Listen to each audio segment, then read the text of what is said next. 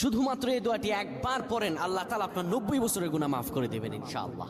আপনার 90 বছরের গুনাহ মাফ হয়ে যাবে শুধুমাত্র এই দোয়াটি যদি একবার পড়তে পারেন। আপনার ভাগ্য খুলে যাবে, রিজিকে বরকত আসবে, মনের ন্যাক আশা পূরণ হবে, আল্লাহ আপনার সব দোয়া কবুল করে দিবেন। সুবহানাল্লাহি ওয়া বিহামদি।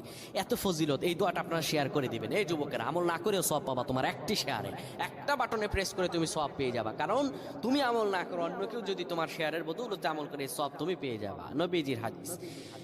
আমার ভাইয়েরা, আল্লাহর কাছে দোয়া করা, আল্লাহর কাছে দোয়া চাওয়া, এটি হলো মুমিনদের কাজ। আমার আল্লাহ বান্দাকে বলেন, বান্দারে উদউনি আস্তাজিব লাকুম, আমার কাছে চাও, আমার কাছে চাইলে আমি আল্লাহ তোমাকে দিয়ে দিব। কেউ যদি একবারে দোয়াটি পড়তে পারে, দোয়াটি হলো রব্বি ইন্নী যালামতু নাফসি ফাগফিরলি। কেউ যদি এই দোয়াটা একবার পড়তে পারে, আমার আল্লাহ তাআলা তার 90